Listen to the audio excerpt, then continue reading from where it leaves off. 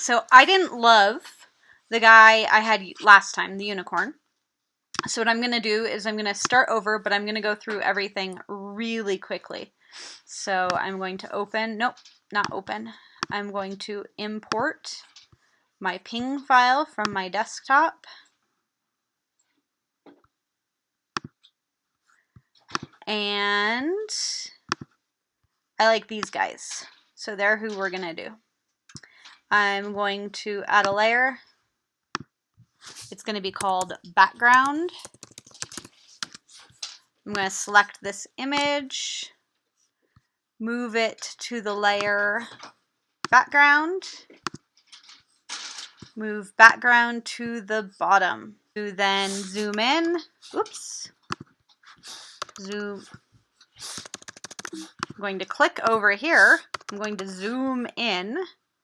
I'm going to lock my background down, and I'm going to get to work on this bunny.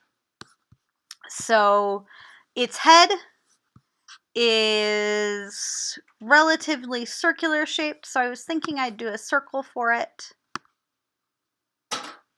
I'll switch over to layer 1. Thinking I'd do a circle for it. Stretch out this way. Move things. Move it down a little bit, over this way. Just get a general feel for it.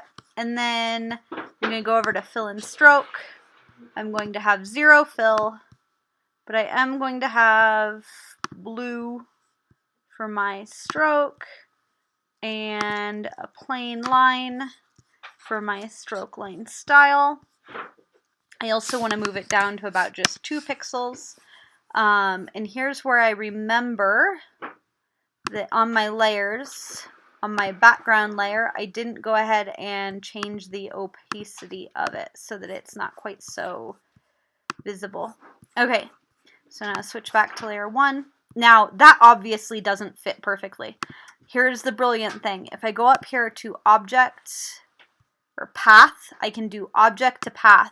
And now instead of being an oval, it's actually back to being one of these Bezier curves. And I can drag and click on things to make it more square like I want his face to be. Move this over a little bit. A little more square. A little more up.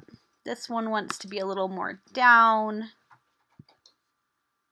And again, I'm trying to get a little bit exact now, but I'm not going to long term. I'm going to switch everything so that it's more my style. But I personally like starting from a base first. So that's his face. Now, if we look, we can see that his ears are actually a separate piece, or they're actually connected, that's the word I'm looking for, to his head. So I can go ahead and fix that right now by taking my Bezier curve. I'm going to do just 2 points actually. Hit enter. I'm going to shape the ears right now. Up there, up there. Actually, I do want a 3rd point. I'm going to get rid of that. I want it to be square like that instead of the super round shape. So I do want 3 points so I can control the squareness at the top.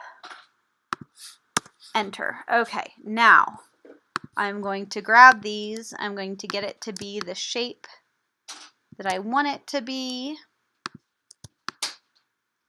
This top one I'm going to make a symmetric one.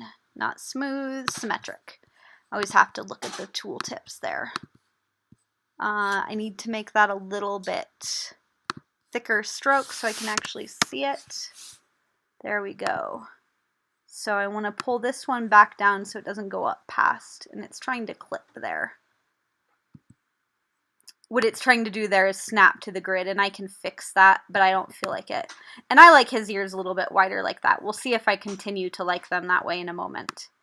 But I'm going to take this and I'm going to duplicate it now. I do that with Control D, and now I have a second copy of it. Okay, And I'm going to move it around a little bit. I don't want two exact copies. I want two similar copies. It just saves me from having to do some of the work here.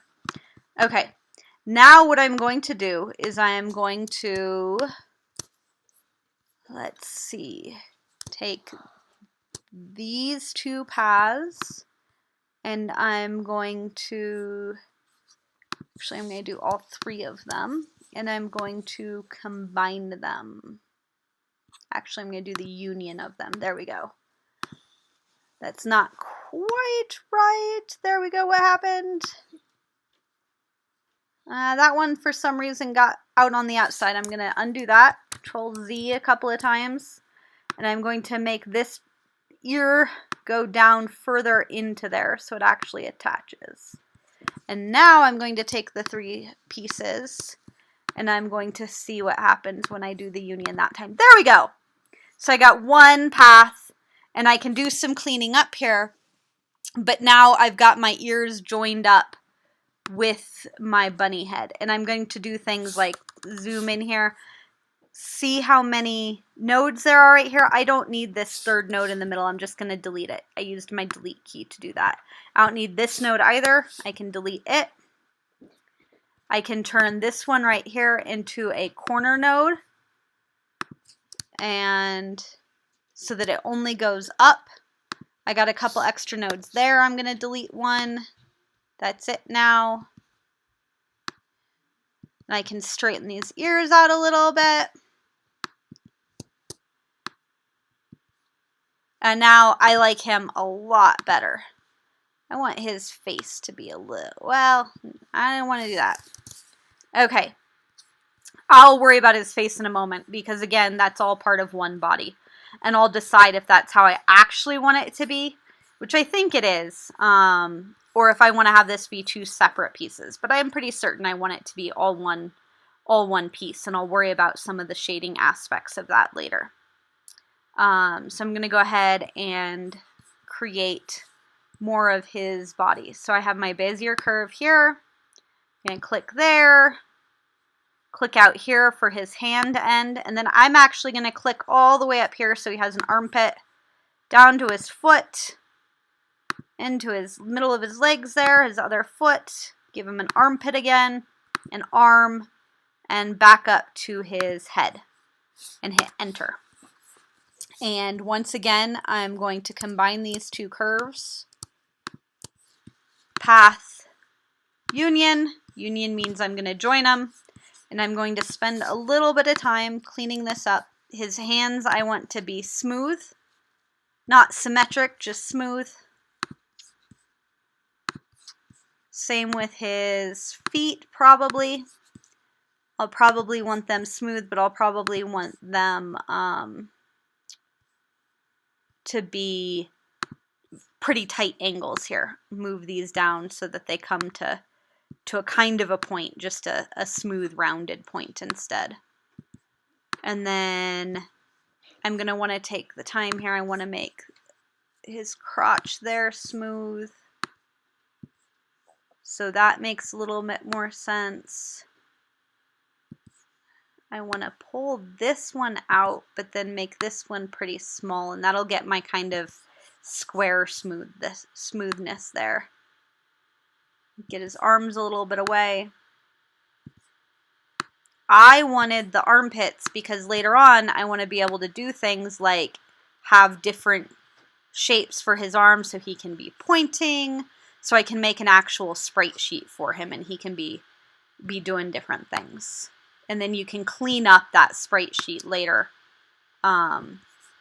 so that, let me think for a moment. Sorry, I'm trying to play with this too. You can clean up that sprite sheet later when you export your GIFs or your ping files. If you wanted to clean up some individual ones so that the lines looked nicer in that particular place, you can do that. But for the actual vector image, I would like it to be a nice clear armpit there. So there is my bunny. That's just his body. We'll get into his facial features and things like that in the next video. And is things like shading and various little bits like that we can work on in the next video. But I'm pretty pleased with him. If I go over here to my layers, I can turn off my background and have an idea of what he looks like not compared to the other bunny. And that's where I like to do my adjustments and figuring out how I like him better, where I want to have my eyes, happy face, smiling, angry face, things like that. And then this will be the basis for all of my other animals so that I can keep them similar. I'll duplicate it and I'll copy it over and just do some basic changes. And there are ways I can do that so that if I make a change to one, it changes all of the others. And we might work some on that next time. I have to figure that out.